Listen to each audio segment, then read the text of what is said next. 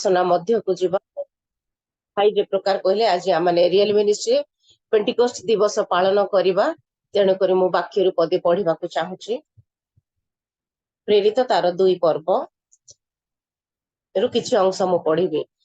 Pentecost दिवस उपस्थित हुअन्ते समस्ते एक स्थान रे समवेत थिले आ प्रबल बेगरी बहुतिबा प्रचंड पवनर शब्द तुल्य गोटे शब्द अकस्मात आकाशरु आसी जो गृह से माने बसिथिले से गृहर सर्वत्र व्यापी गला आ अग्नि सदृश जीवा गुड़िक सेमानकर दृष्टि गोचर होई गोटी गोटी करी सेमानकर प्रत्येक जनक उपरे अधिष्ठित हैला। सेतिरे समस्ते पवित्र आत्मा रे परिपूर्ण हेले पुणी आत्मा सेमानको जेपरि कहिबाकू शक्ति देले तद अनुसारे से माने अन्य भाषारी कथा कहिबाकू लागिले। प्रभु ये पठित वाक्य बुझवा निमंते हम समस्त आशीर्वाद करंतु आमेन। वाक्य पाई वक्तांको पाई और लीडिंग पाई और वर्शिप पाई तो प्रार्थना करा जायछि। आसंतो आमने सीधा सड़क आराधना मध्य को जीवा आ मु अनुरोध करूछि आजिर आराधना निमंते जो परिवार को मनोनीत करा जायछि आ मु सेमानकु प्रभु जीशु ख्रीष्टंकर मधुर नाम रे स्वागत करूछि। से माने सम्मुख को आसीबे रेवरेंड रॉबर्ट आज्ञा और तांकर परिवार से माने सम्मुख को आसीबे आ आमानकु आराधना रे कढाई नेबे। आज्ञा नमस्कार प्रेज द लॉर्ड। वर्तमान समय आपनकर आपण आराधना रे कढाई नेबे।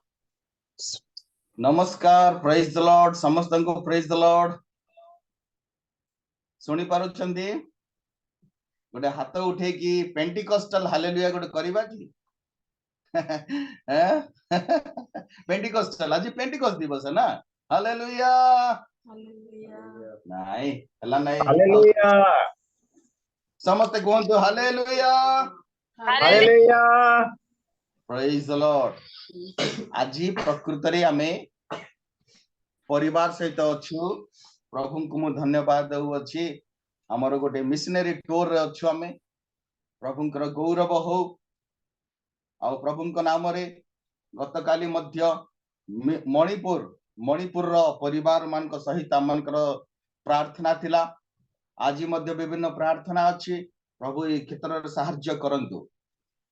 मु गोटे प्रश्न पचारिबी गोटे मिनिट रे। आज होची पेंटिकॉस्ट दिवस बाइबल रे जहा लिखा जायछि 49तम दिवस परे पेंटिकॉस्ट दिवस उपस्थित हला बोली द्वितीय विवरण रे जहा लिखा जायछि।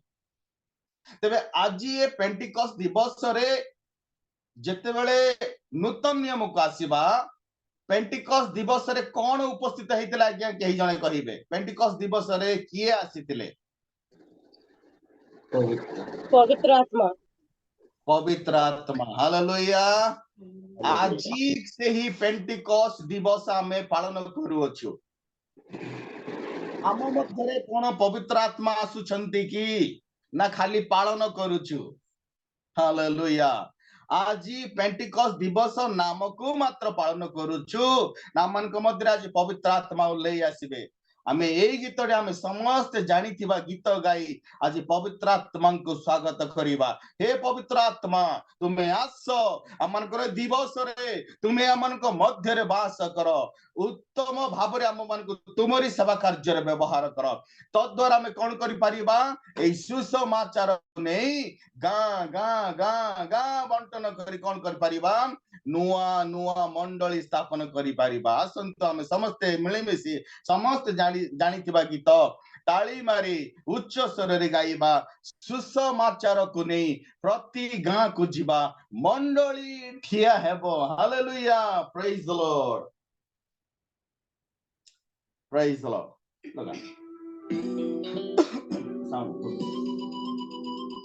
साउंड सुबा जाउछ कि नाही टिके कहिबे।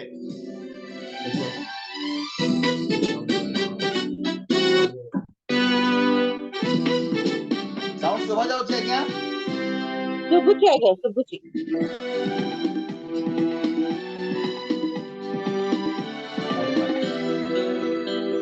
सुसमाचार कुनै प्रतिगा तुझिबा मंडली ठिया हेबो मंडली हेबा सुसमाचार कुनै प्रतिगा तुझिबा मंडळीया हेबा सफल आमे हेबा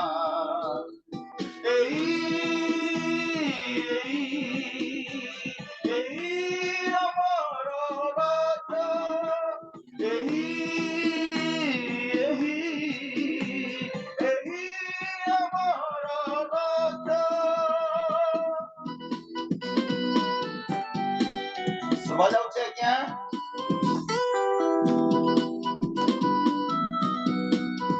केते सुंदर गीत रे आमे प्रथम रे गीत रे गाय आराधना करथु हालेलुया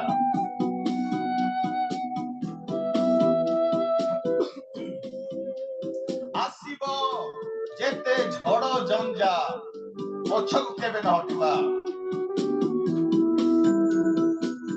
आसीबो जेते झड़ जंजा पछक केबे न हटिबा अपना क्रूस बहन करी सत्य पथ देखाइबा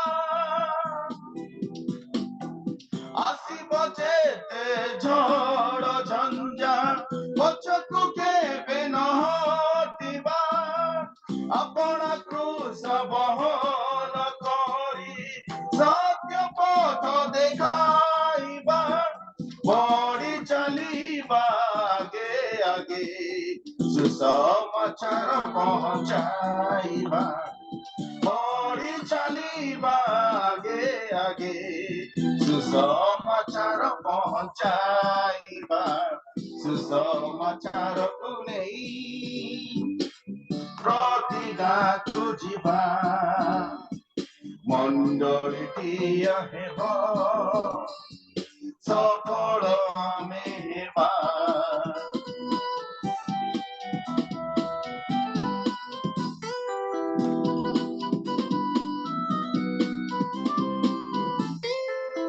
ख्रीष्ट आम चिर साथी आम संगे रुहंती से अटंती आम सकती दूर हेब सकल भीति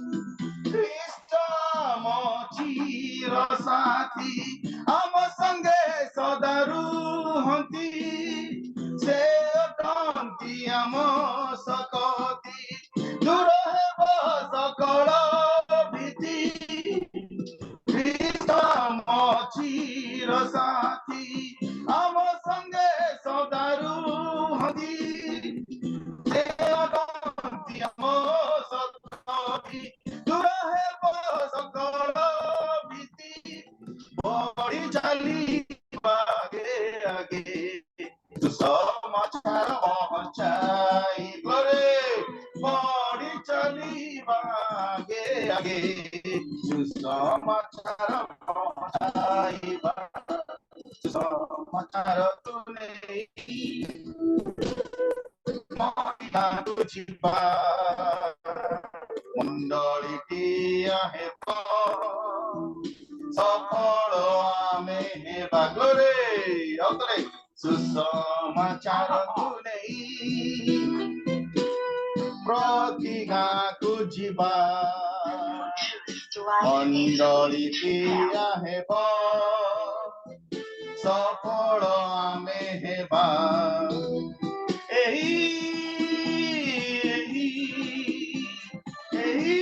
हमर लक्ष्य एही गोरे एही हमर लक्ष्य एही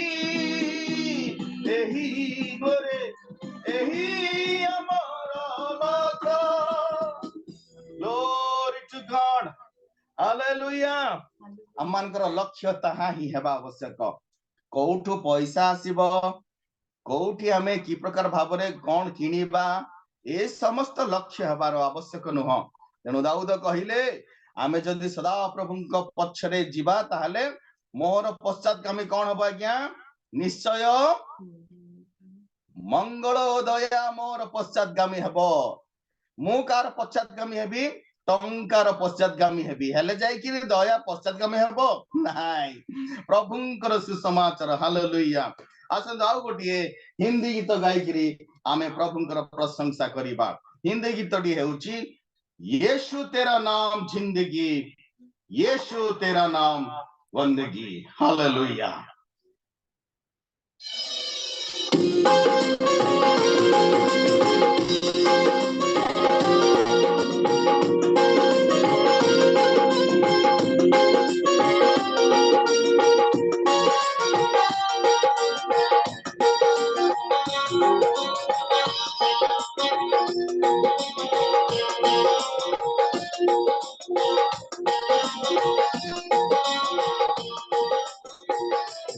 यीशु तेरा नाम जिंदगी यीशु तेरा नाम बंदगी यीशु तेरा नाम जिंदगी यीशु तेरा नाम बंदगी मैं सुबह लेना मैं शाम को लेना मैं सुबह लेना मैं शाम को लेना यीशु नाम तेरा नाम यीशु नाम तेरा नाम यीशु तेरा नाम जिंदगी यीशु तेरा नाम बंदगी यीशु तेरा नाम जिंदगी यीशु तेरा नाम बंदगी यीशु तेरा नाम जिंदगी यीशु तेरा नाम जिंदगी ताली मारतो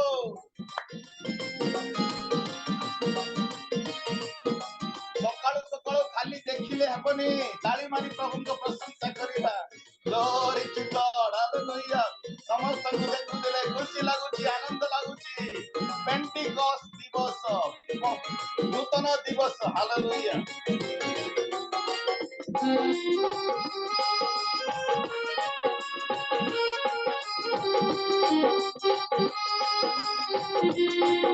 सासों में ये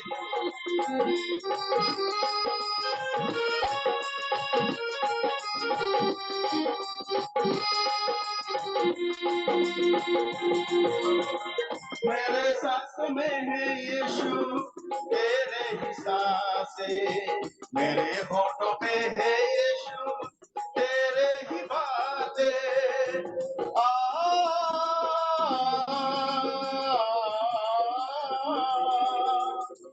मेरे सांसों में है यीशु तेरे ही सांसें मेरे होठों पे है यीशु तेरे ही बातें मेरे सांसों में है यीशु तेरे ही सांसें मेरे होठों पे है यीशु तेरे ही बातें तेरा नाम है मुझको जीवन देता तेरा नाम है मुझको सामर्थ देता तेरा नाम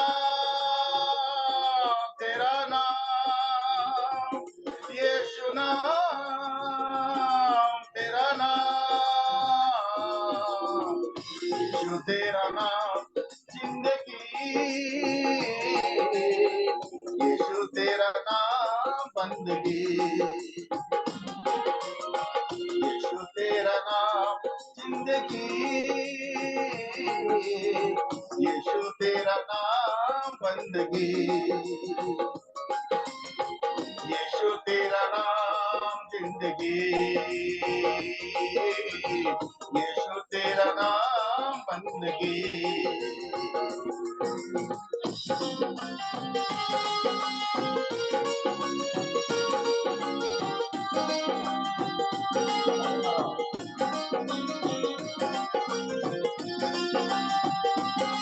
Glory. Hey, hey, hey, hey. Hallelujah. जीवन की ज्योति जो है की ज्योति तू है, जीवन की रोटी तू, मेरा सहारा तू है, मेरा किनारा तू।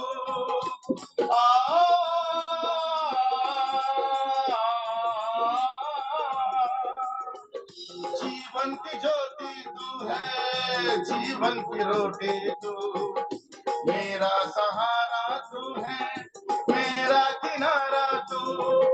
जीवन की ज्योति तू है, जीवन की रोटी तू, मेरा सहारा तू है, मेरा किनारा तू। तेरा नाम तो सजदा मैं हर पल करता, तेरा नाम तो ऊंचा मैं हरदम रखना। तेरा नाम, तेरा नाम, तेरा नाम, तेरा नाम, यीशु तेरा नाम जिंदगी, यीशु तेरा नाम बंदगी, यीशु तेरा नाम जिंदगी, यीशु तेरा नाम बंदगी। मैं सुना लेना, मैं सांस लेना, मैं सुना लेना, मैं सांस लेना। तेरा नाम, तेरा नाम गोरे, यीशु नाम, यीशु नाम, यीशु तेरा नाम जिंदगी, यीशु तेरा नाम बंदगी, यीशु तेरा नाम जिंदगी, यीशु तेरा नाम बंदगी, यीशु तेरा नाम जिंदगी, यीशु तेरा नाम बंदगी, यीशु तेरा नाम जिंदगी। ताली मारी प्रभुंकर प्रशंसा करिबा। Hallelujah, glory to God. जिसुंकर नाम हमर जिंदगी हेबा आवश्यक, जिसुंकर नाम हमनकर बंदगी, हमनकर सब किछ हेबा आवश्यक। प्रभुंकर गोटे गीत गाई आराधना करिबा। Hallelujah. E major chord, E major. मो पछरे मो पुओ अछि, से केसिया बजाउछि, मो गिटार बजाउछि, मोर स्त्री अछंती जे मध्य जने मिशनरी जे अल्प दिन तले चाली गले, केपी योहनान केरल रे मध्य से ट्रेनिंग नै 5 वर्ष ट्रेनिंग नै से मध्य बीटीएस सेठी करिथिले। तेबे मो झियो मध्य अछि, एठी आमे परिवार सहित आज बसी प्रभुंकर आराधना करिवार सुजोग देइछु पाइछु। एति पाए मो प्रभुंक धन्यवाद दउ दउ, जीतु मो भणजा को धन्यवाद दउ अछि, पुनी आपण मान को समस्त को धन्यवाद दउ अछि। Hallelujah, hallelujah, hallelujah. किछि समय आराधना करिबा, गुडे 2 मिनिट आमे आराधना करिबा, आखि बंद करिबा। हां हां हां, हालेलुया। ए गीतटी गाई आराधना करिबा। हां हां हालेलुया, हां हां हालेलुया, हां हां हालेलुया,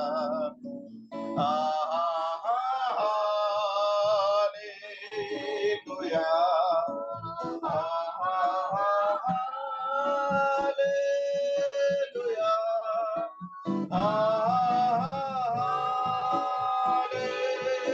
हालेलुया, हालेलुया, आमीन। आउतरे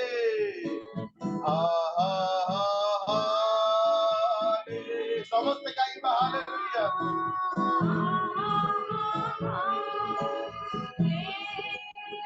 glory to God.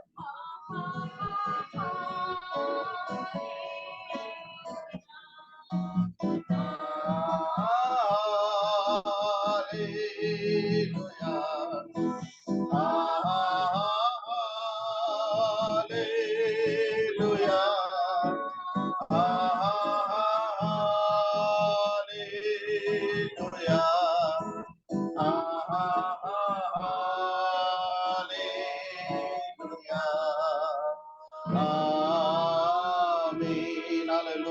मिनिट प्रभु को धन्यवाद दबा hallelujah hallelujah hallelujah hallelujah praise the Lord praise the Lord praise the Lord हमें समस्त मुख कर 2 मिनिट प्रभु को धन्यवाद दबा पवित्र आत्मा को स्वागत करबा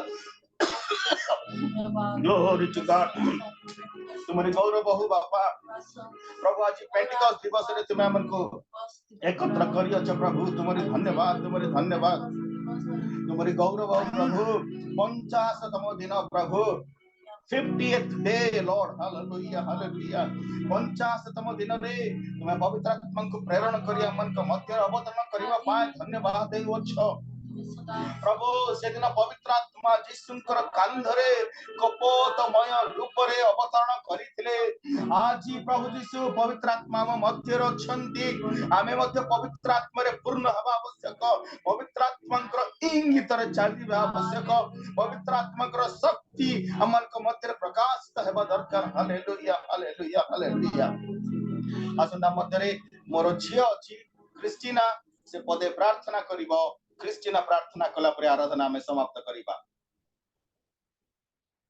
Hallelujah, hallelujah, hallelujah. Thank you, Heavenly Father, for this most wonderful day, O Lord Jesus. O Lord Jesus, you have shown us this gospel. Thank you, Master. As I pray in this day, you bless us, O Lord Jesus. You cover your blood with the Pentecost, with the Spirit, O Lord Jesus. As we pray, thank you for making us to worship with full family, O Lord Jesus. Thank you for making us to do worship in the real ministry of India in this platform, O Lord Jesus. As I pray the person who have present over there, you bless everybody abundantly, O Lord. As I pray, O Lord Jesus, please bless us from starting till the end, O Lord Jesus. Thank you for making this worship more wonderful and more precious, O Lord Jesus. I pray that you bless with the preaching, O Lord Jesus. Thank you for hearing all our prayer, O Master. In Jesus' most precious name, I pray. Amen.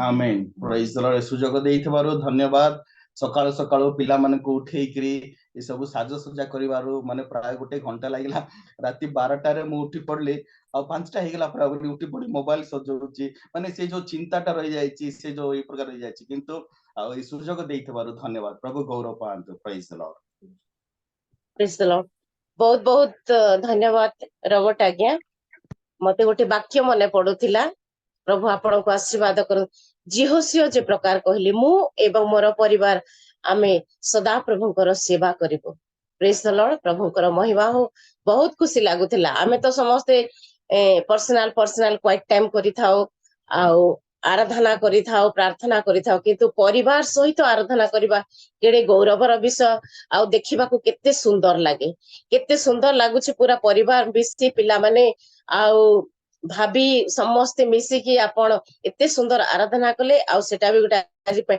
आज दिन रे आज आमे Pentecost दिवस पालन करूछु आज गोटे Pentecost आराधना बोली तो आमे मेन लाइन चर्च वाले तो आमे एटा को पेंटिकॉस्ट आराधना बोली कहि थाउ प्रभुଙ୍କର महिमा हो गोटे बढ़िया पेंटिकॉस्ट आराधना हैला आउ सामर्थ्यशाली आराधना पावरफुल आराधना थिला आउ आपण माने पवित्र आत्मा को सामर्थ्य रे परिपूर्ण ही प्रभु पवित्र आत्मा को चालना रे आराधना करथिले एहा मु अनुभव करथि तेणु करी प्रभुଙ୍କର कोटि कोटि धन्यवाद आपण मानकु आपणकर सेवा कार्य प्रभु आशीर्वाद करंतु आ बहुत सुंदर लागुथिला आपण मानकु परिवार को देखिले केते सुंदर लागुछि आमे माने मध्य जेते जण अछु आमे मध्य चेष्टा करिबा पूरा परिवार जिहोसंग परे मु एवं मोर परिवार आमे सदा प्रभुଙ୍କର सेवा करिबो केते सुंदर लागुछि बाकी आपण मानकर परिवार को देखिले प्रभु आपणकु सेवा कार्य को पिला मानकु समस्त बहुल भाबरे आशीर्वाद करतु थैंक यू सो मच आज्ञा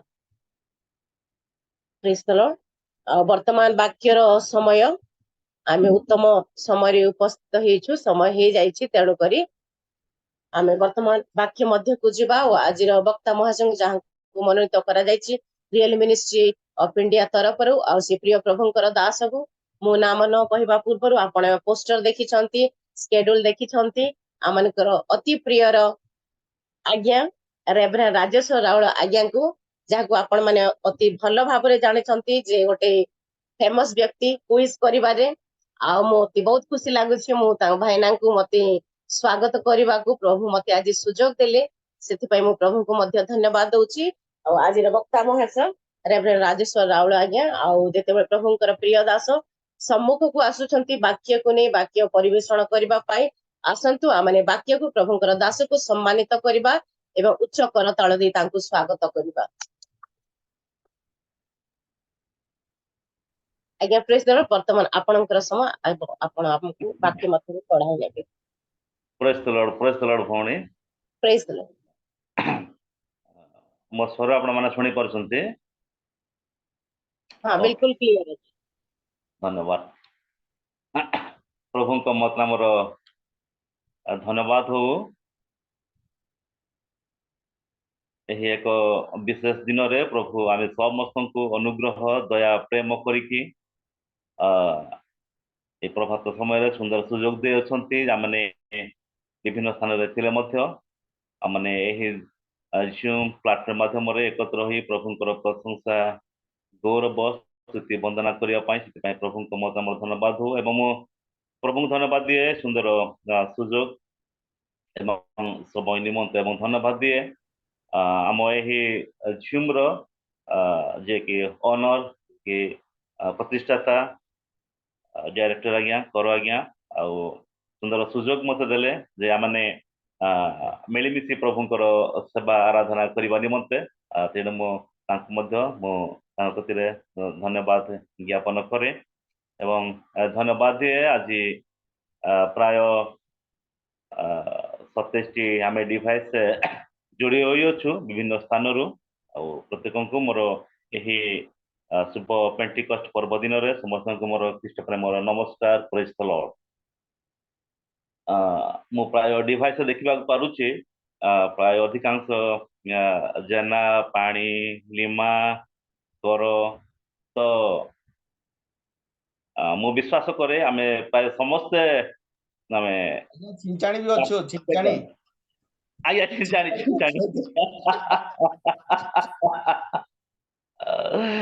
धन्यवाद धन्यवाद ना आपण से टाइटल लिखी ना तो वो जानी नहीं सितलाई आपण को ना कहि पानी क्षमा करिवे जेना चिंचाणी स्वालसिंग गोटे आज्ञा।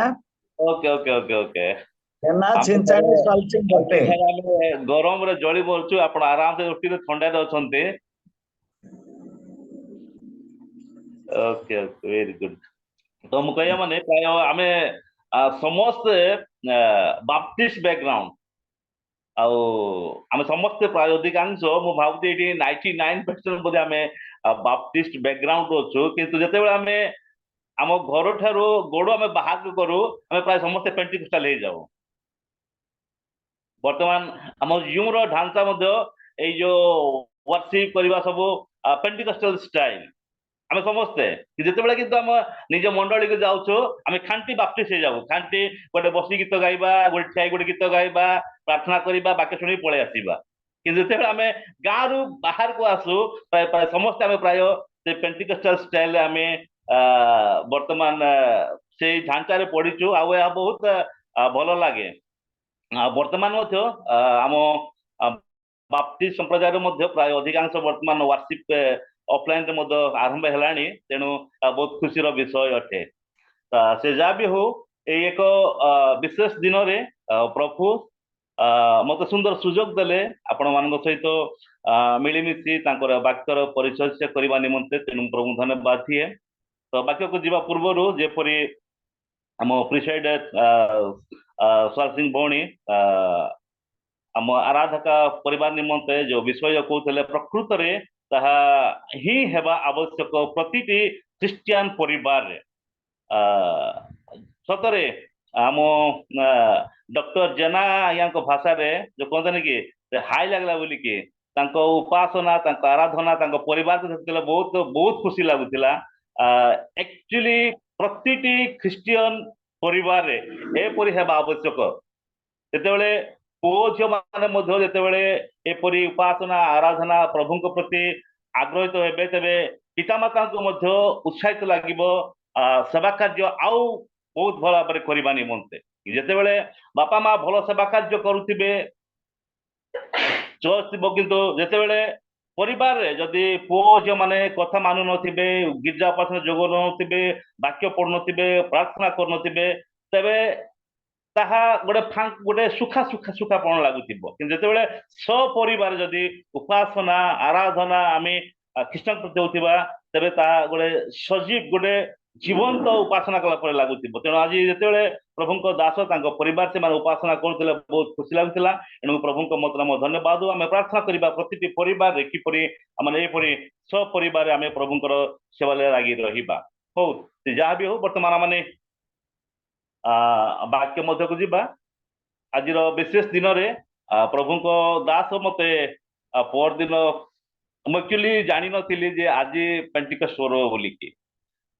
ଯେତେବେଳେ ମତେ ପ୍ରଭୁଙ୍କ ଦାସ ମତେ କହିଲେ ପ୍ରଭୁଙ୍କର ବାକ୍ୟକୁ ପରିଚୟ କରିବା ନିମନ୍ତେ, ମୁଁ ଗୋଟେ ଅନ୍ୟ ବାକ୍ୟ ପ୍ରସ୍ତୁତ ହେଇ ସାରିଥିଲି ଆଉ ମୁଁ ତାହା କହିବା ନିମନ୍ତେ ମୁଁ ଚାହୁଁଥିଲି। କିନ୍ତୁ ଯେତେବେଳେ ମତେ ପୁନର୍ବାର ସେ ଫୋନ କଲେ ଯେ ଆଜ୍ଞା ରବିବାର ଦିନ ପେଣ୍ଟିକଷ୍ଟ ପର୍ବ ରହିଅଛି, ତ ହଁ କଲି। ମୁଁ ସେ ସମୟରେ ମୁଁ ଜର୍ଣ୍ଣିରେ ବି ଥିଲି, ଟ୍ରେନରେ ଥିଲି ମୁଁ, ତଥାପି ତାଙ୍କୁ ହଁ କଲି। କିନ୍ତୁ ଯେତେବେଳେ ନିଜ ମୁଁ ଫିଲ୍ଡକୁ ଆସିଲି ଆଉ ସେ ସମୟରେ ଅନେକ ଗୁଡ଼ାଏ କାର୍ଯ୍ୟ ଗୁଡ଼ାକ ବାକି ରହିଥିଲା। ସେ କାର୍ଯ୍ୟ କରୁ କରୁ ପ୍ରାୟ ସମୟ ଅଧିକ ଚାଲିଗଲା। ତେଣୁ ମୁଁ ବେଶୀ ସମୟ ଆଜିର ଏହି ପେଣ୍ଟିକଷ୍ଟ ବାକ୍ୟରେ ମୁଁ ସମୟ ଦେଇ ହିଁ ନାହିଁ। ଏହା ଏକ ମୋ ଦୁର୍ବଳତା, ଯାହାକି ପ୍ରକାଶ କରିବା ନୁହଁ। ତଥାପି ମୁଁ କହିବାକୁ ଚାହିଁବି, ଆପଣମାନେ ଯେଉଁ ପ୍ରକାର ଆଶା ଯେଉଁ ନେଇଛନ୍ତି, ହୁଏତ ମୁଁ ସେହିପରି ଆପଣମାନଙ୍କୁ ଆଜି ପ୍ରତୁକ୍ତ କରିନପାରେ, କିନ୍ତୁ ମୁଁ ଆପଣମାନଙ୍କୁ ଯେଉଁ ମୋର ଯେଉଁ କ୍ୱାଇଟ୍ ଟାଇମରେ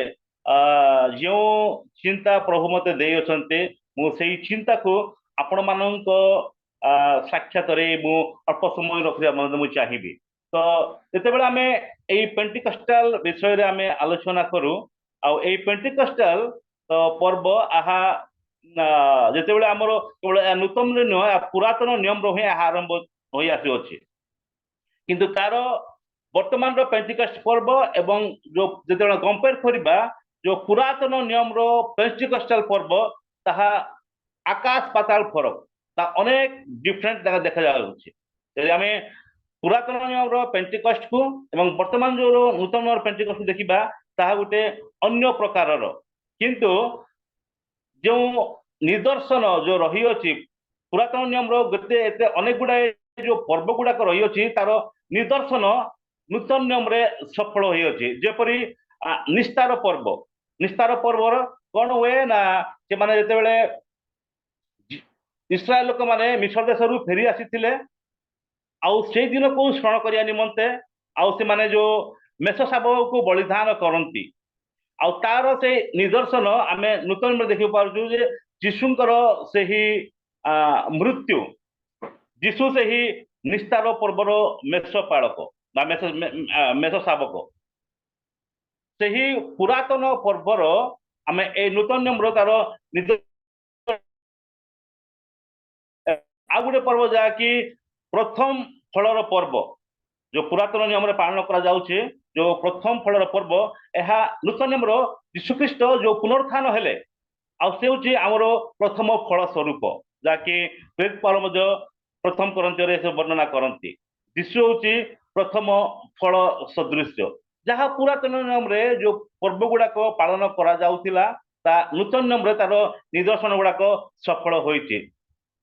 ଆଉ କେତେକ ବାକି ମଧ୍ୟ ରହିଅଛି, ଯେମିତି ତୁରୀ ଧ୍ୱନିର ପର୍ବ।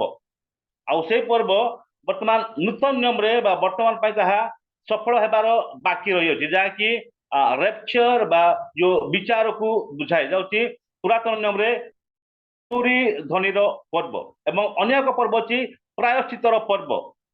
ଏ ପ୍ରାୟଶ୍ଚିତର ପର୍ବ ଯୀଶୁଙ୍କର ମୃତ୍ୟୁ ଆଉ ସେ ବିଚ୍ଛେଦ ବସ୍ତ୍ରକୁ ବୁଝାଏ। ଏବଂ ଆଉ ଗୋଟେ ପର୍ବ ରହିଅଛି ଯାହାକି ପତ୍ରକୁଟୀର ପର୍ବ। ପତ୍ରକୁଟୀର ପର୍ବ ହେଉଛି ଏହା ନିଦର୍ଶନ ଯେ ଯେତେବେଳେ ଇସ୍ରାଏଲ ଲୋକମାନେ ମିଶ୍ର ଦେଶରୁ ଆସୁଥିଲେ, ଆଉ ତାକୁ ସ୍ମରଣ କରିବା ନିମନ୍ତେ, କାରଣ ସେମାନେ ସେଠାରେ ସ୍ୱଦେଶୀ, ସେମାନେ ପ୍ରବାସୀ ଥିଲେ, କିନ୍ତୁ ତାଙ୍କର ବାସସ୍ଥାନ ଥିଲା ଯେ କିଣାନ, ସେମାନେ ସେଟାକୁ ଆସିଲେ, ସେଥି ନିମନ୍ତେ ସେମାନେ ସେଇ ପତ୍ରକୁଟୀର ପର୍ବ ସେମାନେ ପାଳନ କରୁଥିଲେ। ଯେତେବେଳେ ସେମାନେ ସେଇ ପତ୍ରକୁଟୀର ପର୍ବକୁ ପାଳନ କରୁଥିଲେ, ତାଙ୍କୁ ଆପେ ଆପେ ସେ ସମସ୍ତ ଇତିହାସ ସେମାନଙ୍କୁ ମନେ ପଡି ଯାଉଥିଲା ଯେ କିପରି ସେମାନେ ମିଶ୍ର ଦେଶରୁ ସେମାନେ କିଣାନ ଦେଶକୁ ଆସିଥିଲେ। ଆଉ ଏହାର ଯୋଉ ଆତ୍ମିକ ନିଦର୍ଶନ ହଉଛି, ଯୋଉ ଆମେ ସମସ୍ତେ ହଉଛି ଏକ ଆମର ଆତ୍ମିକ ଯାତ୍ରା। ଏହି ବର୍ତ୍ତମାନ ଯୋଉ ଜଗତରେ ଆମେ ବାସ ଅଛୁ, ଏହା ଆମର ଚିର ବାସସ୍ଥାନ ନୁହଁ, ଆମର ବାସସ୍ଥାନ ହଉଛି ସ୍ୱର୍ଗ। ଆଉ ତାର ହଉଛି ସେ ନିଦର୍ଶନ। ଏବଂ ଏଇ ଯୋଉ ଆମେ ପେଣ୍ଟିକଷ୍ଟ ପର୍ବ ପାଳନ କରୁଛୁ ଏହାକୁ ଫସଲ ଅମଳର ସମୟ ମଧ୍ୟ କୁହାଯାଏ। ଯାହାର ଅନେକ ଗୁଡାକ ନାମ ଦେଖିବାକୁ ପାରୁଛୁ ଆମେ ଲେବୀୟ ପୁସ୍ତକରେ। ଆଉ ଗୋଟେ ହଉଛି ଫସଲ ଅମଳ ପର୍ବ ଏବଂ ଆଉ ଗୋଟେ ହଉଛି ସପ୍ତାହର ପର୍ବ, କାରଣ ଏହା ସେ ଦୋଳନୀୟ ନୈବେଦ୍ୟର ଦିନଠାରୁ 7 ସପ୍ତାହ ତା ପରଦିନ ଏହି ଫସଲ ଅମଳର ପର୍ବ ବା କଟା ଗହମର ପ୍ରଥମ ଫଳର ଉତ୍ସବ କୁହାଯାଏ କିମ୍ବା ସପ୍ତାହର ପର୍ବ କୁହାଯାଏ। ସେହି ଦୋଳନୀୟ ନୈବେଦ୍ୟର 7 ସପ୍ତାହର ତା ପରଦିନ, ଯୋଉ 7 ସପ୍ତାହ ପଡୁଛି 49 ଦିନ, ତାର ପରଦିନ ଯାହାକି 50, ପେଣ୍ଟିକଷ୍ଟର ଆକ୍ଷରିକ ମାନ ହଉଛି 50th ଅର୍ଥାତ୍ 50ତମ। ଆଉ ସେ 50ତମ ଦିନକୁ ସେମାନେ ପାଳନ କରୁଥିଲେ। ଏବଂ ଆମେ ଦେଖୁଛୁ ଏଇ ପେଣ୍ଟିକଷ୍ଟ ବିଷୟରେ ପ୍ରେରିତ ପୁସ୍ତକ ତାର 1 ପର୍ବ 2 ପର୍ବରୁ ଆରମ୍ଭ ହଉଛି। ଏ ପେଣ୍ଟିକଷ୍ଟ ପର୍ବ ପ୍ରକାଶ ପ୍ରେରିତ ପୁସ୍ତକ ତାର 1 ପର୍ବ 2 ପର୍ବ ଆରମ୍ଭ ହଉଛି। ଆମେ ଏହି ପେଣ୍ଟିକଷ୍ଟ ଯିବା ପୂର୍ବରୁ ତା ପୂର୍ବରୁ କଣ ଘଟିଥିଲା ଅଳ୍ପ ସମୟ ଆଲୋଚନା କରି ସେ ମଧ୍ୟକୁ ଯିବା। ଯେ ଯୀଶୁଖ୍ରୀଷ୍ଟ ଯୋଉ ପୁନରୁତ୍ଥିତ ହେଲେ, ଯୀଶୁଙ୍କର ମୃତ୍ୟୁ କ୍ରୁଶାର୍ପିତ ପରେ ଯୋଉ ପୁନରୁତ୍ଥାନ ହେଲା, ସେ ପୁନରୁତ୍ଥାନ ଦିନରୁ ଆଜି ପର୍ଯ୍ୟନ୍ତ ହଉଛି 50 ଦିନ। ସେ ଦୋଳନୀୟ ନୈବେଦ୍ୟର ପର୍ବଠାରୁ 7 ସପ୍ତାହର ଯୋଉ ପରଦିନକୁ ସେମାନେ ପେଣ୍ଟିକଷ୍ଟ ପାଳନ କରୁଥିଲେ। ଆଉ ବର୍ତ୍ତମାନ ଯୀଶୁଖ୍ରୀଷ୍ଟଙ୍କର ଯୋଉ ପୁନରୁତ୍ଥାନ ଦିନ, ସେ ପୁନରୁତ୍ଥାନ ଦିନଠାରୁ ଆଜି ପର୍ଯ୍ୟନ୍ତ ଆଜି ହଉଛି 50ତମ ଦିନ। ତ ଆଜି ହଉଛି ସେଇ ପେଣ୍ଟିକଷ୍ଟ ଦିନ ଅଟେ। କିନ୍ତୁ ଯୀଶୁ ତାହା ପୂର୍ବରୁ, ସେ ପେଣ୍ଟିକଷ୍ଟ ପୂର୍ବରୁ ଯୋଉ ଘଟଣା ଘଟିଥିଲେ, ଯେ କାହିଁକି ଏଇ ପେଣ୍ଟିକଷ୍ଟ ପର୍ବ ଆମ ନିମନ୍ତେ ଏକ ଗୁରୁତ୍ୱପୂର୍ଣ୍ଣ ଅଟେ, କାହିଁକି ଆମ ନିମନ୍ତେ ବର୍ତ୍ତମାନ ଏଇ ପେଣ୍ଟିକଷ୍ଟ ପର୍ବ ଏକ ଆବଶ୍ୟକତା ରହିଅଛି, ଆମେ ଅଳ୍ପ ସମୟ ଦେଖିବା। ଯେ 3 ପର୍ବ ପଢିବା। 1 ପର୍ବର 3 ପଦ ଲେଖା ହଉଛି, ସେ ମଧ୍ୟ ଆପଣା ଦୁଃଖ ଭୋଗ ଉତ୍ତାରେ ଅନେକ ପ୍ରମାଣ ଦ୍ୱାରା ସେମାନଙ୍କ ନିକଟରେ ନିଜକୁ ସଜୀବ ଦେଖାଇଲେ, ପୁଣି 40 ଦିନ ପର୍ଯ୍ୟନ୍ତ ବାରମ୍ବାର ସେମାନଙ୍କୁ ଦର୍ଶନ ଦେଇ ଈଶ୍ୱରଙ୍କର ରାଜ୍ୟ ସମ୍ବନ୍ଧୀୟ ବିଷୟ ଗୁଡିକ କହିଲେ। ଯୀଶୁ କାହିଁକି ମୃତ୍ୟୁ ପରେ ବା ପୁନରୁତ୍ଥାନ ପରେ ସେମାନଙ୍କୁ ବାରମ୍ବାର ଦର୍ଶନ ଦଉଥିଲେ? କାରଣ ଯୀଶୁଙ୍କର ମୃତ୍ୟୁ ବିଷୟ ପ୍ରାୟ ସମସ୍ତେ ଜାଣି ସାରିଥିଲେ।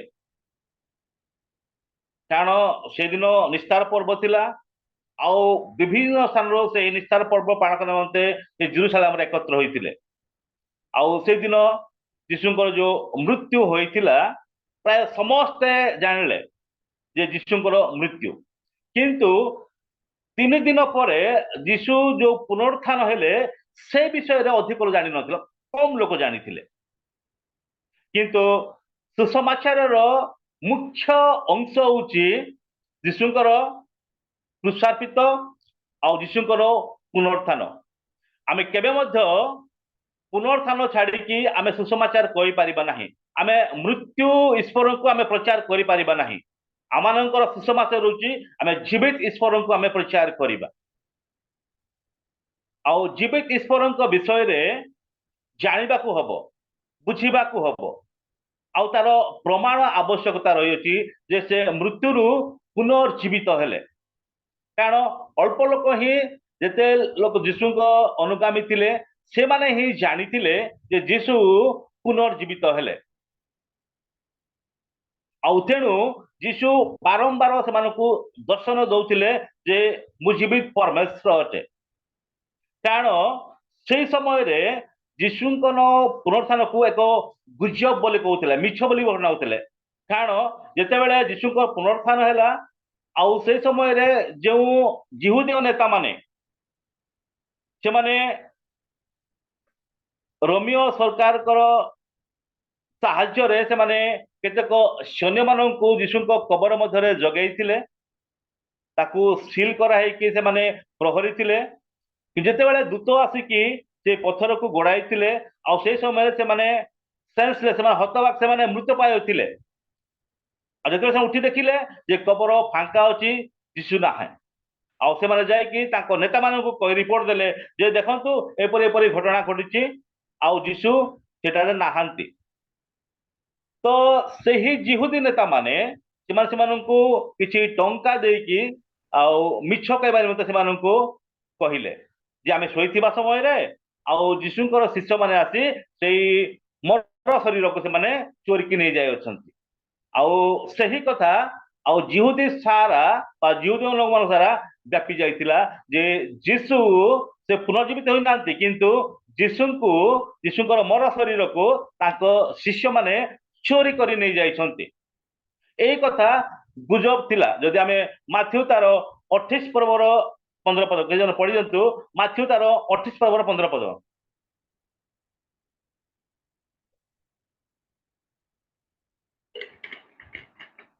ସେଥିରେ ସେମାନେ ଟଙ୍କା ନେଇ ଯେପରି ଶିକ୍ଷା ପାଇଥିଲେ ସେହିପରି କଲେ। ଏଣୁ ଏହି କଥା ଜିହୁଦୀମାନଙ୍କ ମଧ୍ୟରେ ବ୍ୟାପି ଯାଇ ଆଜି ପର୍ଯ୍ୟନ୍ତ ପ୍ରଚଳିତ ଅଛି। ଏହି କଥାଟା ଯେ ଜିହୁଦୀ ମାନଙ୍କ ମଧ୍ୟରେ ବ୍ୟାପି ଯାଇଥିଲା, ତେଣୁ କରିକି ଯୀଶୁ ବାରମ୍ବାର ବାରମ୍ବାର ବାରମ୍ବାର ସେମାନଙ୍କୁ ଦର୍ଶନ ଦଉଥିଲେ ଯେ ଯୀଶୁ ଜୀବିତ ପରମେଶ୍ୱର ଅଟନ୍ତି। ଏବଂ ଦେଖିବା ତାର 4 ପଦରେ ଥରେ ସେମାନଙ୍କ ସହିତ ଭୋଜନରେ ବସିଥିବା ସମୟରେ ସେମାନଙ୍କୁ ଏହି ଆଜ୍ଞା ଦେଲେ, ତୁମମାନେ ଜେରୁସାଲେମରୁ ପ୍ରସ୍ଥାନ କର ନାହିଁ, କିନ୍ତୁ ପିତାଙ୍କର ଯେଉଁ ପ୍ରତିଜ୍ଞା ବିଷୟ ମୋ ଠାରୁ ଶୁଣିଅଛ ସେଥିରେ ଅପେକ୍ଷାରେ ରହିଥାଅ। ଏଇ ଥରେ ଲେଖା ହେଇଛି, ତା ପୂର୍ବରୁ ଲେଖା ହେଇଛି ଯୋଉ ଅନେକ ଥର ଏଇ ଯୋଉ ଭୋଜନ କରିବା ବିଷୟରେ ପ୍ରାୟ ସୁସମାଚାରରେ କୌଣସି ସେମାନେ ବ୍ୟାଖ୍ୟା କରିନାହାନ୍ତି ଯେ ପୁନରୁତ୍ଥାନ ପରେ ଏକ ମେଜରେ ବସିକି ଶିଷ୍ୟମାନଙ୍କ ସହିତ ଯୀଶୁ ଭୋଜନ କରିବା ବିଷୟରେ। ଆଉ ସେପରି ଅନେକ ଥର ହୋଇପାରେ, କିନ୍ତୁ ସୁସମାଚାରରେ ତାହା ରେକର୍ଡ କରାଯାଇ ନାହିଁ। କିନ୍ତୁ ଲୋକ ପୁନର୍ବାର ସେ ଏଇ ପ୍ରେରିତ ପୁସ୍ତକ ଲେଖନ୍ତି ଯେ ଥରେ ଯୀଶୁ ଶିଷ୍ୟମାନଙ୍କ ସହିତ ଭୋଜନରେ ବସିଥିବା ସମୟରେ ସେ ଏହି ଗୋଟେ ପ୍ରତିଜ୍ଞା ଦେଲେ ଯେ ତୁମାନେ ଜେରୁସାଲେମରେ ଅପେକ୍ଷା କରିଥାଅ ସେହି ଶକ୍ତିକୁ ପାଇବା ନିମନ୍ତେ। ସେଇ ଶକ୍ତିକୁ ପାଇବା ନିମନ୍ତେ ତୁମାନେ ଜେରୁସାଲେମରେ ଅପେକ୍ଷା କରିଥାଅ। କିନ୍ତୁ ଯୀଶୁ କେଉଁ ପ୍ରକାର ବିଷୟରେ କହୁଥିଲେ, କିନ୍ତୁ ଶିଷ୍ୟମାନେ ତାହାକୁ ସେମାନେ ଆକ୍ଷରିକ ବୁଝିକି ସେମାନେ ଜାଗତିକ ବିଷୟରେ ସେମାନେ ବୁଝୁଥିଲେ। ସେଥି ନିମନ୍ତେ ସେମାନେ 6 ପଦ ଯୀଶୁଙ୍କୁ ପଚାରନ୍ତି। ସେମାନେ ଏକତ୍ର ହୋଇ ତାଙ୍କୁ ପଚାରିବାକୁ ଲାଗିଲେ, ହେ ପ୍ରଭୁ, ଆପଣ କଣ ଏହି ସମୟରେ ଇସ୍ରାଏଲ ହସ୍ତରେ ପୁନର୍ବାର ରାଜ୍ୟଭାର ସମର୍ପଣ କରୁଅଛନ୍ତି? ପ୍ରକୃତରେ ଜିହୁଦୀ ଲୋକମାନେ ବା ଇସ୍ରାଏଲ ଲୋକମାନେ ଚାହୁଁଥିଲେ ଯେ ମସିହ ଆସିବ ଏବଂ ରୋମୀୟ ସରକାର ଠାରୁ ସେ ଆମମାନଙ୍କୁ ଉଦ୍ଧାର କରିବ ଏବଂ ସେ ଆମକୁ ଶାସନ କରିବ। ଆଉ ଏଇ 12 ଜଣ ଶିଷ୍ୟ ବା ଯୋଉ ବର୍ତ୍ତମାନ 11 ଜଣ ଶିଷ୍ୟ ଅଛନ୍ତି, ଏମାନେ ମଧ୍ୟ ସେହି ଭାବୁଥିଲେ ଯେ ଯୀଶୁ ଆକ୍ଷରିକ ଭାବରେ ସେମାନଙ୍କୁ ରୋମିଓ ମାନଙ୍କ ଠାରୁ ସେଇ ଯୋଉ ସ୍ୱାଧୀନତା ଛଡେଇ ଆଣିବ ଆଉ ସେମାନେ ଶାସନ କରିବେ। କିନ୍ତୁ ଏହି ଯୋଉ ଆତ୍ମିକ ବିଷୟ ଯୀଶୁ ସେମାନଙ୍କୁ କହୁଥିଲେ ତା ସେମାନେ ବୁଝିପାରୁନଥିଲେ। ଆଉ ଜଣକେ ପଢିଦେବେ ଯେ ଲୁକଲିଖିତ ସୁସମାଚାର ତାର 22 ପର୍ବର 29 ଏବଂ 30। ସେଠାରେ ମଧ୍ୟ ଯୀଶୁ ଯୋଉ ବିଷୟ କହିଲେ ସେ ରାଜ୍ୟଭାର ସମର୍ପଣ କରିବା ବିଷୟରେ, ରାଜ୍ୟ କରିବା ବିଷୟରେ, ଆଉ ଏଇ ଶିଷ୍ୟମାନେ ତାକୁ ଆକ୍ଷରିକ ଭାବରେ ଭାବୁଥିଲେ ଯେ ଆମମାନେ ବା ଯୀଶୁ ଏହି ଇସ୍ରାଏଲକୁ ଶାସନ କରିବେ ଆଉ ଆମମାନଙ୍କୁ ଶାସନ କରିବା ବୋଲି। ପଢିଦେବେ ଲୁକ ତାର 22 ପର୍ବର 29 ଏବଂ 30। ଏଣୁ ମୋହର ପିତା ଯେପରି ମୋ ନିମନ୍ତେ ରାଜ୍ୟ ନିରୂପଣ କଲେ, ମୁଁ ମଧ୍ୟ ସେହିପରି ତୁମମାନଙ୍କ ନିମନ୍ତେ ନିରୂପଣ କରିଅଛି। ଯେପରି ତୁମ୍ଭେମାନେ ମୋହର ରାଜ୍ୟରେ ମୋହର ମେଜରେ ଭୋଜନ ପାନ କରିବ, ପୁଣି ସିଂହାସନରେ ଉପବେଶନ କରି ଇସ୍ରାଏଲ 12 ଗୋଷ୍ଠୀକି ଶାସନ କରିବ। ଦେଖନ୍ତୁ ଯେ ଏଇ କଥା ଯୋଉ କଥା କହୁଥିଲେ ଯୀଶୁ ଯେ ସେମାନେ ତାଙ୍କ ମେଜରେ ବସିବେ ଆଉ ତୁମାନେ ମଧ୍ୟ 12 ଗୋଷ୍ଠୀଙ୍କୁ ଶାସନ କରିବ, ସେମାନେ ଏହାକୁ ଆକ୍ଷରିକ ଭାବୁଥିଲେ। ବୋଧେ ଯୀଶୁ ଆସିଲେ ବୋଧେ ଆଜି କିମ୍ବା କାଲି କି ବା ମାସେ କିଛି ଦିନ ପରେ ବୋଧେ ସେ ରୋମିଓ ସରକାର ଠାରୁ ସେ ସ୍ୱାଧୀନତା ଛଡେଇ ଆଣିବେ ଆଉ ଆମେ ଏହାକୁ ଶାସନ କରିବା ବୋଲିକି। କିନ୍ତୁ ଯୀଶୁ ସେମାନଙ୍କୁ ଅନ୍ୟ ଏକ ଆତ୍ମିକ ବିଷୟରେ କହିବାକୁ ଚାହୁଁଥିଲେ, ତାହା ସେ ବୁଝି ପାରୁନଥିଲେ। ଏଣୁ ଯୀଶୁ ବର୍ତ୍ତମାନ 8 ପଦରେ ସେମାନଙ୍କୁ କ୍ଲିୟର କରି କହୁଛନ୍ତି। 8 ପଦରେ ଲେଖା ଅଛି, କିନ୍ତୁ ପବିତ୍ର ଆତ୍ମା ତୁମାନଙ୍କ ଉପରେ ଅବତୀର୍ଣ୍ଣ ହୁଅନ୍ତେ ତୁମାନେ ଶକ୍ତି ପ୍ରାପ୍ତ ହେବ, ଆଉ ଜେରୁସାଲାମ, ସମସ୍ତ ଜିହୁଦା ପ୍ରଦେଶ ଓ ସମୀରଣ ପୁଣି ପୃଥିବୀର ପ୍ରାନ୍ତ ପର୍ଯ୍ୟନ୍ତ ସୁଦ୍ଧା ମୋର ସାକ୍ଷୀ ହବ। ତ ଏଇ ଯୋଉ ଶକ୍ତି ପ୍ରାପ୍ତ ହବ କଥା କହୁଥିଲେ, ଆଉ ସେମାନେ ତାକୁ ଆକ୍ଷରିକ ଭାବୁଥିଲେ, କିନ୍ତୁ ସେମାନଙ୍କୁ ଆତ୍ମିକ ଜଗତ ବିଷୟରେ ସେମାନଙ୍କୁ ଶିକ୍ଷା ଦଉଥିଲେ ଯେ ତୁମାନେ ଅପେକ୍ଷା କର, ଆଉ ଆତ୍ମା ତୁମାନଙ୍କର ଅଧିଷ୍ଠାନ କରିବ, ଆଉ ତୁମାନେ ଶକ୍ତି ପ୍ରାପ୍ତ ହବ। କାରଣ ଏମାନେ ଜିହୁଦୀ ହୋଇଥିବା ଯୋଗୁଁ ସେମାନଙ୍କର ଶିରା ପ୍ରଶିରାରେ ତାହା ହିଁ ଚାଲିଥିଲା ଯେ ସେମାନେ ରୋମିଓ ସରକାରରୁ ସେମାନେ ଉଦ୍ଧାର ପାଇବେ, ଆଉ ସେ ସ୍ୱାଧୀନତା ପାଇବେ, ଆଉ ସେମାନେ ନିଜ ନିଜକୁ ସେମାନେ ଶାସନ କରିବେ, ବା ଅର୍ଥାତ ମସିହ ସେମାନଙ୍କୁ ଶାସନ କରିବେ।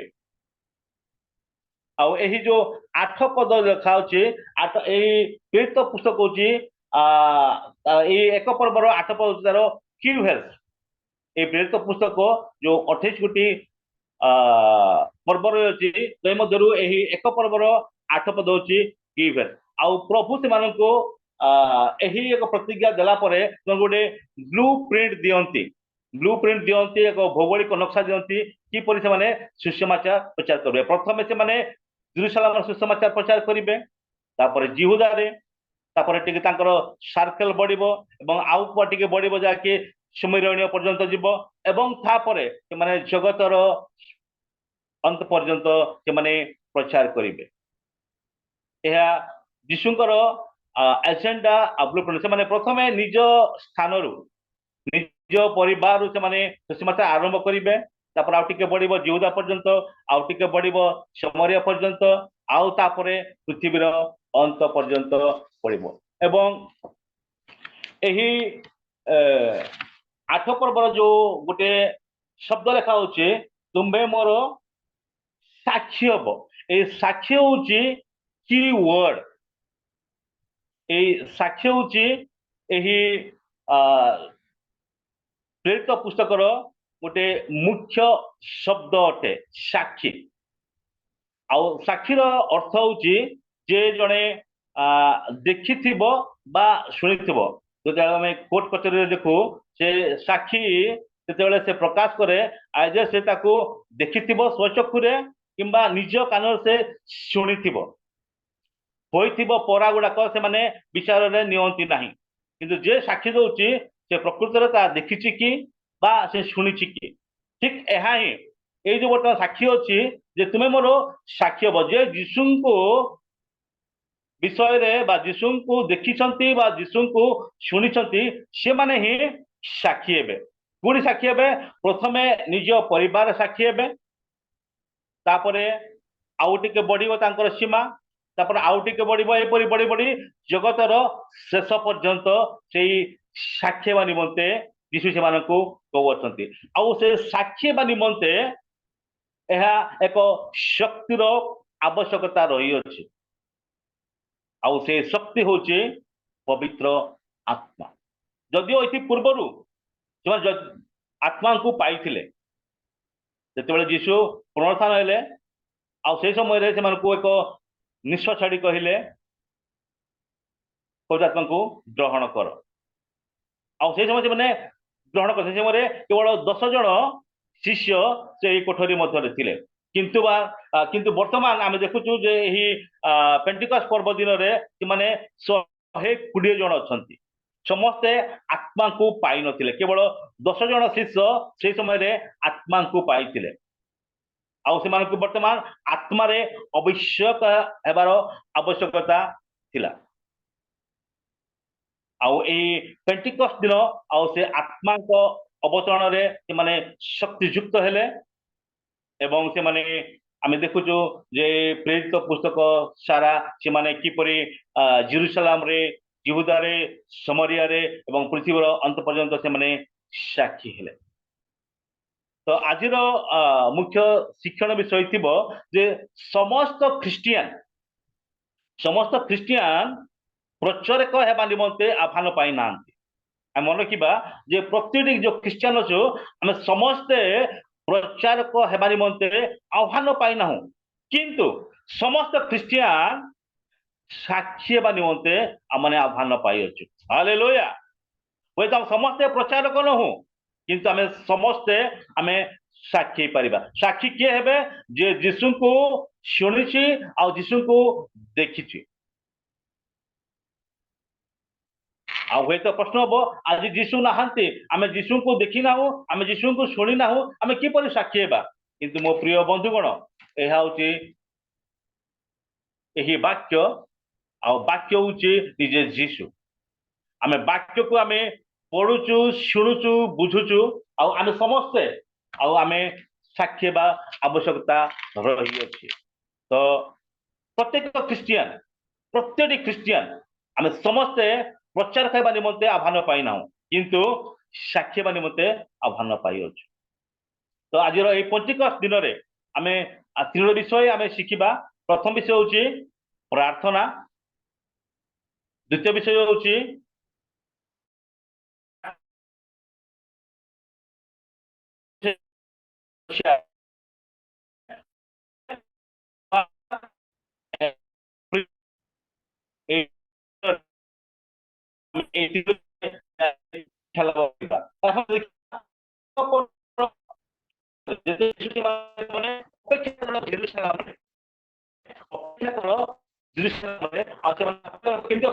ଦେଖନ୍ତୁ 14 ଲେଖା ଅଛି, ସେମାନେ ସମସ୍ତେ ସ୍ତ୍ରୀଲୋକ ମାନଙ୍କ ସହିତ ଏବଂ ଯୀଶୁଙ୍କ ମାତା ମରିୟମ ଓ ତାଙ୍କ ଭାଇମାନଙ୍କ ସହିତ ଏକତ୍ରିତରେ ପ୍ରାର୍ଥନାରେ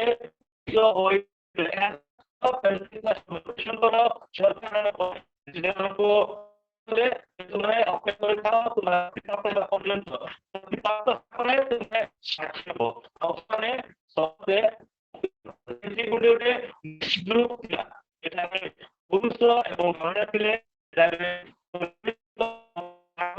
ଥିଲେ, କାରଣ ପ୍ରେରିତ କେବଳ 10 ଜଣ 11 ଜଣ ଥିଲେ, 12 ଜଣ ଥିଲେ, ଯେ ଯେହେତୁ ପୂର୍ବରୁ ସେମାନେ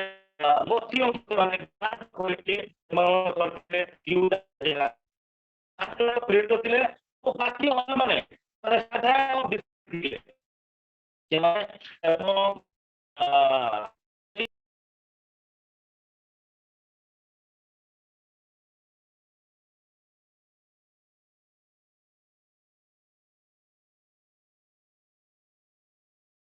ଅପେକ୍ଷା କରିବା, ଆଜ୍ଞାଙ୍କର ନେଟୱାର୍କ ଇସ୍ୟୁ ହେଲା।